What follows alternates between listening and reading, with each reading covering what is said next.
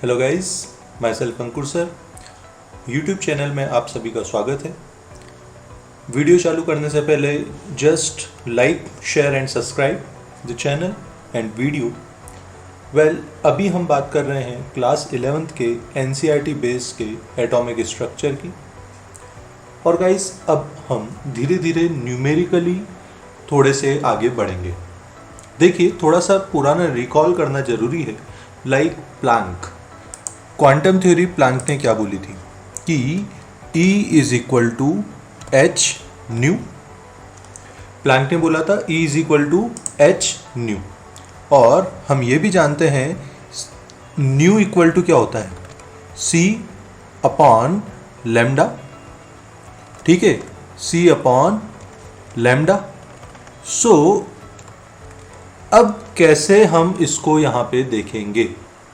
अगर मैं बात करूँ, ये चीज़ें तो हम पढ़ ही चुके हैं पहले प्लैंक क्वांटम थ्योरी में और वेव मैकेनिकल थ्योरी में। अब आगे इसको हम हियर दिस फॉर्मूला। सो आगे इस चीज़ को हम कैसे देखेंगे? सबसे पहले बात करते हैं dual behaviour of magnetic radiation की।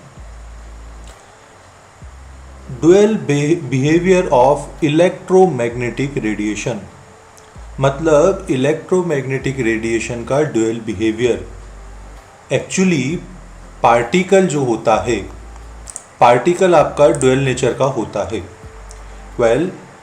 एक लाइट की बात करें तो लाइट जो है, पर्टिकुलर एक लाइट, वो वेव थ्योरी को भी फॉलो करती है, क्वांटम थ्योरी को भी फॉलो करती है। मतलब अगर हम बात करें लाइट के, तो E equal to H nu को तो फॉलो करेंगे, और आइंस्टाइन ने जो दिया था E इक्वल टू mc², उसको भी फॉलो करेगी। ठीक है, तो थोड़ा सा और, जैसे wave theory black body radiation को एक्सप्लेन नहीं कर पाई थी, फोटो इलेक्ट्रिक को एक्सप्लेन नहीं कर पाई थी, बट क्वांटम थ्योरी ने black body radiation, photo electric effect, spectrum, line spectrum, इन सबको एक्सप्लेन सक्सेसफुली किया। So it was not consistent with the known wave behavior of light which could account for the phenomena of interference and diffraction। जैसे interference हो गया, diffraction हो गया, ये wave theory के थ्रू समझाए जा सकते थे, लेकिन quantum theory के थ्रू नहीं। The only way to resolve the dilemma was to accept idea of light process both। यहाँ पे आ जाती है आपकी बात कि light possess both particle and wave like properties. This one is important कि लाइट कौन सी प्रॉपर्टी को फॉलो करता है, तो भाई वो पार्टिकल नेचर को भी फॉलो करता है जिससे क्वांटम चलता है, और वेव थ्योरी को भी फॉलो करता है। मतलब light has dual behaviour. Depending on the experiment we find that light behaves either as wave or as a stream of particle. Whenever radiation interacts with matter, it display particle like property, contrast to do wave like property। in short, एक ही बात को घुमा घुमा के बोला जा रहा है कि आपकी जो लाइट है या जो भी छोटे छोटे पार्टिकल होते हैं, वो दोनों की दोनों थ्योरी को फॉलो करते हैं। ठीक है, बोथ। आगे चलते हैं। So it's something about wave theory and particle nature. अब देखो, यहाँ पे एक क्वेश्चन आता है, calculate energy of 1 mole of photon, और उसकी फ्रीक्वेंसी दे रखी। तो फर्स्ट ऑफ ऑल 1 मोल को अभी नहीं सोचेंगे। अगर मैं एक पार्टिकल के लिए फ्रीक्वेंसी निकालूं, तो देखो फ्रीक्वेंसी दे रखी है क्या, और E equal to H nu होता है, प्लैंक ने दिया था E equal to H nu. तो आपको h की वैल्यू याद रखनी पड़ेगी, आपको न्यू की वैल्यू गिवन है, तो E की वैल्यू डायरेक्ट आ जाएगी। E की वैल्यू h 6.626 इंटू 10⁻⁻34 जूल होती है। ये आपको एज इट इज़ गाइज याद रखनी ही है, E की वैल्यू, h की वैल्यू, और ये गिवन है। एक कैलकुलेशन से आपको E की वैल्यू आ जाएगी फॉर 1 फोटोन। अब 1 मोल में कितने होते हैं टोटल? 6.022 इंटू 10⁻23। गाइज ये भी आपको याद रखना है, या फर्स्ट चैप्टर में आएगा कि 1 मोल इज इक्वल टू इतना यूनिट होता है, और आपने छोटी क्लासेस में भी पढ़ा होगा। तो 1 मोल के लिए टोटल एनर्जी कितनी है? 1 मोल के लिए टोटल एनर्जी है इतनी, ठीक है। तो n मोल के लिए कितनी आ जाएगी भाई? इतनी 1 मोल के लिए कितनी आ जाएगी? 199.51। मतलब पहले इक्वल टू एच न्यू लगाना है, तो उससे एक की एनर्जी आएगी इंटू 6.022 इंटू 10⁻23 करना है, तो उससे 1 मोल की एनर्जी आ जाएगी, ठीक है। वेल 2.7 कैसे होगा? अच्छा, न्यूमेरिकल में जो बता रहा हूँ, first you have to attempt, आपको पहले अटेम्प्ट करना है, उसके बाद में देखना है कि सॉल्यूशन क्या होता है। जनरली बच्चे क्या करते हैं, पहले सॉल्यूशन देखते हैं फिर न्यूमेरिकल करते हैं, that is wrong way. Well 2.7 100 what का बल्ब, उसकी वेवलेंथ दे रखी है 400 नैनोमीटर। तो कैलकुलेट क्या करना है? Calculate number of photon emitted पर सेकेंड। तो पहले तो हमें निकालना होगा कि एक फोटोन की एनर्जी क्या होती है। वेल यहाँ पर 100 वॉट देने का मतलब जस्ट इतना है कि उसकी पावर कितनी है, बल्ब की पावर कितनी है, दैट इज 100 वॉट। तो 100 वॉट में से कितनी एनर्जी डिवाइडेड बाय उसकी एनर्जी हो जाएगी। तो 100 वॉट तो हमें निकल गया, जूल पर सेकंड में निकला, ठीक है। और अगर एनर्जी ऑफ 1 फोटोन निकालें, तो एनर्जी ऑफ 1 फोटोन के लिए क्या करेंगे? E equal to H nu या एच सी अपॉन लैम्डा, ये फॉर्मूला होता है। क्यों? E equal to H nu तो होता ही है, और न्यू की जगह C अपॉन लैम्डा हम यहाँ पे लिख सकते हैं, तो हो गया। वेल अब यहाँ पर h की वैल्यू आपकी 6.626 इंटू 10⁻⁻34, C की value speed of light 3 into 10⁸, और अपॉन लैम्डा, तो लैम्डा तो गिवन है ना 400, ये देखो यहाँ गिवन है 400 नैनोमीटर। अब नैनोमीटर को मीटर में कन्वर्ट करना होगा, SI यूनिट्स में कन्वर्ट करना होगा। सो यहाँ पर 400 इंटू 10⁻⁹, इनको कैलकुलेट करेंगे, 4.9 इंटू 10⁻⁻19 जूल आएगा। अब टोटल तो 100 वॉट दे रखा था, उसमें एक का फोटोन की एनर्जी इतनी, तो डिवाइडेड बाय 100 अपॉन टोटल जितनी एनर्जी, तो हमारा आंसर आ जाएगा। कितना आया? 2 इंटू 10⁻20 अप्रॉक्स। वेल ऐसे 2.8 होगा। 2.8 कैसे होगा? When electromagnetic radiation of wavelength 300 nanometre falls on the surface of sodium.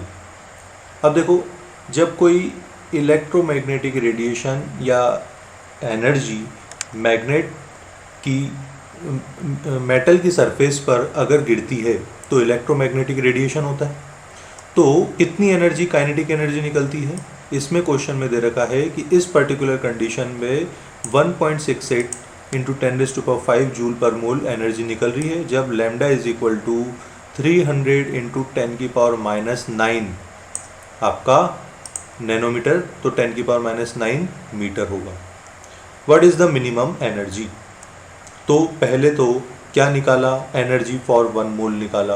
पहले E equal to h c upon lambda लगाया, इंटू एन करा, तो 1 मोल के लिए कितना निकला आपका निकला 3.99 इंटू 10⁵, ये 1 मोल के लिए। तो काइनेटिक एनर्जी को इसमें से माइनस कर दीजिए आप, तो हो जाएगा ना मिनिमम एनर्जी। कहाँ पढ़ा था हमने फोटो इलेक्ट्रिक इफेक्ट, यहाँ पे इसका फॉर्मूला पढ़ा था, दिस वन, ठीक है। तो ये फोटो इलेक्ट्रिक इफेक्ट में हमने जो फॉर्मूला पढ़ा था उसके बेस पे क्वेश्चन है कि आप एक की एनर्जी निकालिए। अगर पर मोल है, देखिए यहाँ पे पर मोल दे रखा है ना, ये 1 मोल, तो जो एनर्जी, काइनेटिक एनर्जी पर मोल में दे रखी है, तो हमने जो एनर्जी निकाली थी वो तो जूल में निकाली थी, तो जूल पर मोल में क्या करने का, इंटू 6.022 इंटू 10⁻23 से इंटू करने का। तो जो पर मोल की वैल्यू आ जाएगी वो हमारा फाइनल आंसर हो जाएगा, ठीक है। वेल अब अगर पर मोल भी हटाना है तो यहाँ पर वेवलेंथ कितनी है? वेल यहाँ पे जस्ट इतना सा बोलना चाह रहा है कि वेवलेंथ कितनी है, आंसर तो आपका आ ही गया है।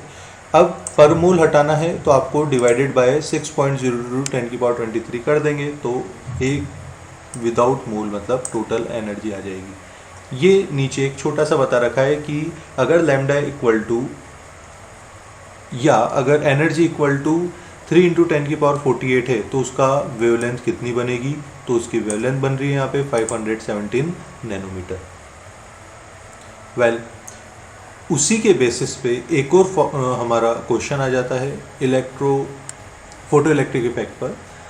The threshold frequency nu not दे रखा है, तो इससे ई नॉट निकलता है, E equal to H nu not, तो E not equal to H nu not निकल आएगा। कैलकुलेट काइनेटिक एनर्जी, तो काइनेटिक एनर्जी क्या बोल जाएगा कि H nu minus H nu not, यहाँ पे एच कॉमन ले लिया, एच यहाँ पर कॉमन लिया, कौन सी इक्वेशन की बात कर रहा हूँ मैं, इस इक्वेशन की बात कर रहा हूँ, यहाँ पर एच कॉमन ले लिया तो न्यू माइनस न्यू नॉट आया। अच्छा न्यू की वैल्यू दे रखी है, न्यू नॉट की वैल्यू दे रखी है, छोटा सा कैलकुलेशन है, आपकी डायरेक्ट फार्मूला आ जाएगा, जस्ट वैल्यू पुट करनी है और हाफ mv² मतलब काइनेटिक एनर्जी की वैल्यू आ जाएगी। ठीक है, वेल ये तो बात हुई इन questions.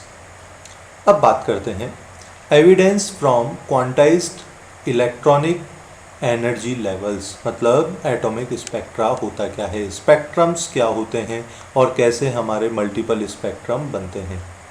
Well the speed of light depends upon nature, आप ये भी जानते हैं कि speed of light depend on the nature कि किस मीडियम से वो पास हो रहा है। As result the beam of light is derived of refracted from its original path, कोई डेविएशन आएगा तो अपने ओरिजिनल पाथ से डिफ्लेक्ट होगी, ठीक है, डेविएट होगी।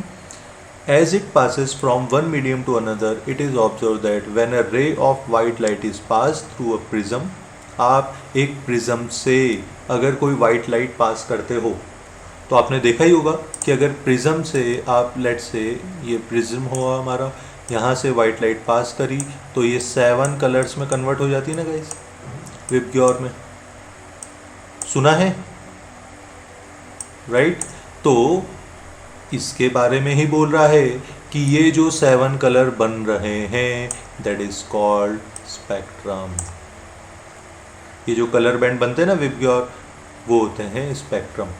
तो रेड कलर जो होता है, रेड कलर की वेवलेंथ हाईएस्ट होती है, ठीक है, तो फ्रीक्वेंसी सबसे कम होती है, और वायलेट कलर की वेवलेंथ सबसे कम होती है, फ्रीक्वेंसी सबसे ज़्यादा होती है, और रेड कलर की वेवलेंथ सबसे ज़्यादा होती है। इसका मतलब तभी तो हमारे डेंजर के जो साइन है वो रेड कलर में ही शो होते हैं, राइट। हमारे जो रोड्स पे हम जब जाते हैं तो जो एकदम क्रिटिकल सिग्नेचर्स हैं या जो हमारे रोड पे याद साइड में आते रहते हैं कि आगे जाके स्पीड ब्रेकर है, अलग अलग सिंबल्स आते हैं, तो वो किसके बेसिस पे आते हैं, वो लाल ही कलर में क्यों होते हैं। या जैसे हम जब ट्रैफिक सिग्नल पे रुकते हैं तो रेड कलर होता है, ग्रीन कलर होता है, येलो कलर होता है, तो स्टॉप करने के लिए रेड कलर को ही क्यों सिलेक्ट करा, क्योंकि रेड कलर का जो वेवलेंथ है वो बहुत ज़्यादा, मतलब विजिबल स्पेक्ट्रम में सबसे ज़्यादा होता है। तो सबसे ज़्यादा होता है इसलिए लाल कलर दूर से दिखाई दे जाता है। तो हमारी गाड़ी अगर लेट से 60 या 70 किलोमीटर पर आवर से भी चल रही है तो भी हम उस तेज़ चलती हुई गाड़ी में रेड कलर को इजीली देख सकते हैं। ओके, सो बात करते हैं आगे स्पेक्ट्रम की। तो यहाँ पे जो प्रिज्म से स्पेक्ट्रम बने थे ना विबग्योर के, कंटिन्यूस स्पेक्ट्रम कहलाते हैं, मतलब कंटिन्यूस होते हैं। यहाँ पे आपके अलग अलग कलर्स के बीच में गैप नहीं होता, दीज ऑल आर कंटिन्यूस। ऐसे स्पेक्ट्रम आपके रेनबो में बनते हैं, ठीक है। Well remember that visible light is just a small portion of electromagnetic radiation. हमने देखा था ना, वेल आ ही जाता हूँ, मैं बता देता हूँ आपको। जब हमने इलेक्ट्रोमैग्नेटिक रेडिएशन को पढ़ा था तो यहाँ पे देखा था कि विजिबल तो एक छोटा सा पार्ट है आपके, ये रहा विजिबल स्पेक्ट्रम, ये छोटा सा पार्ट है, अदरवाइज कितनी लंबी रेंज होती है, ठीक है। तो ये तो बात हुई। अब अगर मैं आगे बात करूं तो यहाँ पे देखिए, ये प्लांक भी हुआ था हमारा, फोटो इलेक्ट्रिक भी हो गया था। तो हियर यहाँ पे अगर मैं बात करूँ, the similar spectrum is produce when rainbow forms, और इलेक्ट्रोमैग्नेटिक की छोटी सी रेंज होती है। तो क्या ये कंटिन्यूस ही होता है या डिसकंटिन्यूस भी स्पेक्ट्रम बनते हैं? नंबर 1, कंटिन्यूस स्पेक्ट्रम बनते हैं कि डिसकंटिन्यूस भी बनते हैं? नंबर 1। और ये स्पेक्ट्रम कितने टाइप के होते हैं? तो भाई जो स्पेक्ट्रम होते हैं वो 2 टाइप के होते हैं, एक तो इमिशन और एक एब्जॉर्प्शन। इमिशन मतलब इमिट करना, ठीक है। एनर्जी या रेडिएशन अगर इमिटेड हो रहे हैं तो उससे जो स्पेक्ट्रम बन रहे हैं वो कहलाएगा इमिशन स्पेक्ट्रम। और जब आप जो रेडिएशन से एनर्जी है एब्जॉर्ब करते हो तो उससे जो स्पेक्ट्रम बनेगा वो एब्जॉर्ब स्पेक्ट्रम बनेगा। The spectrum of radiation emitted by a substance that has absorbed energy is called emission spectrum. Atom molecules or ions that have absorbed radiation set to excited, तो जो एनर्जी एब्जॉर्ब करेंगे ना उसको फिर emit करेंगे, तो energy emit करेंगे तो बनेगा इमिशन स्पेक्ट्रम, ठीक है। Well, to produce an emission spectrum energy is supplied to a sample by heating. किसी भी सैंपल को आप हीट करते रहिए तो पहले तो एनर्जी एब्जॉर्ब करेगा, भाई एनर्जी इमिट करने के लिए एब्जॉर्ब तो जरूरी है ही। तो एनर्जी एब्जॉर्ब के टाइम पे स्पेक्ट्रम नहीं बनेगा, एनर्जी इमिट करने के टाइम पे स्पेक्ट्रम बनेगा। The wavelength of radiation emitted as the sample gives the absorb energy is recorded. अब an absorb spectrum is like photographic negative of emission spectrum. Emission spectrum का just opposite, emission spectrum का just opposite होता है absorb spectrum. A continuum of radiation is pass through a sample which absorb radiation. अब ये absorb करेगा ना energy, तो emit नहीं करेगा। तो एब्जॉर्ब जब एनर्जी करेगा तो जब जो स्पेक्ट्रम बनेगा वो कहलाएगा absorb spectrum. The missing wavelength which correspond to the radiation absorb by matter leave dark spaces. ये जो डार्क स्पेसेस बन जाते हैं यही कहलाता है हमारा एब्जॉर्ब स्पेक्ट्रम, ठीक है। अब ये एब्जॉर्ब स्पेक्ट्रम और इमिशन स्पेक्ट्रम किससे देखते हैं? तो भाई ये देखते हैं स्पेक्ट्रोस्कोप से, ठीक है। The spectrum of visible light as discuss above was continuous as all wavelengths are visible. तो ये जो ऊपर जो भी हमने देखे ना, ठीक है, स्पेक्ट्रम विजिबल लाइट वाले, ये सब कंटिन्यूस होते हैं, मतलब लगातार बनते हैं। डिसकंटिन्यूस स्पेक्ट्रम भी होते हैं, ये तो कंटिन्यूस हुआ और ये डिसकंटिन्यूस हुआ। तो कंटिन्यूस भी होते हैं, डिसकंटिन्यूस भी होते हैं। Well, the spectrum of the visible light as discussed above was continuous as all wavelengths of visible light are represented in the spectra. The emission spectra of atom in a gas phase on the other hand do not show continuous spread of wavelength from red to violet, rather they emit light only by specific wavelength in dark spaces. अब ऐसे spectra क्या कहलाते हैं? या तो line spectra कहलाएंगे या atomic spectra कहलाएंगे। क्यों? क्योंकि ये सारे स्पेक्ट्रम एकदम एटॉमिक लेवल पे होते हैं। Because the emitted radiation is identified by the appearance of bright light in spectra. Well, ये तो बात हुई कंटिन्यूस स्पेक्ट्रा की। तो आप क्या बोलना चाह रहे हैं, ये डिसकंटिन्यूस स्पेक्ट्रा क्या है? That is more important than this emission spectrum. ज़्यादा इंपॉर्टेंट कौन सा है? Line spectrum. वेल, अब समझते हैं लाइन स्पेक्ट्रम क्या होता है। Line emission spectra are of great interest in the study of electronic structure. हम क्या पढ़ रहे हैं? Atomic structure. तो एटॉमिक स्ट्रक्चर में इलेक्ट्रॉन्स भी आते हैं, तो इलेक्ट्रॉन के स्ट्रक्चर में लाइन स्पेक्ट्रम ज़्यादा इम्पॉर्टेंट होता है। वेल, लाइन स्पेक्ट्रम ही है जो कंटिन्यूस ना होकर डिसकंटिन्यूस भी बनेगा, जिसके बारे में हम अभी तो नहीं, नेक्स्ट वीडियो में ही बात करेंगे। लेकिन आप छोटी सी बात ये ध्यान रखिए कि फर्स्ट ऑफ ऑल आज के या इस वीडियो में सबसे ज़्यादा इम्पोर्टेंट क्या है? फर्स्ट ऑफ ऑल आपको एप्लीकेशंस देखनी है ड्यूअल बिहेवियर की। आपको E equal to h c upon lambda या E equal to H nu याद रखना है। आपको आपका photo electric effect H is equal to H nu naught या E is equal to E naught plus kinetic energy. तो E की value हो गई एच न्यू, ई नॉट की एच न्यू नॉट और kinetic energy half M we square, ये याद रखना है। उसके बाद में कुछ एप्लीकेशंस, कुछ फार्मूलेज। तो फार्मूले आपको क्या याद रखना है कि लाइक 1 मोल को कैसे करते हैं, तो पर मोल जब करते हैं तो 6.022 इंटू 10 की पावर 23 से इंटू करते हैं। Well then photo electric effect के हमने कुछ एक्सरसाइज देखी, प्रॉब्लम्स देखी। देन हमने स्पेक्ट्रम के बारे में बात की।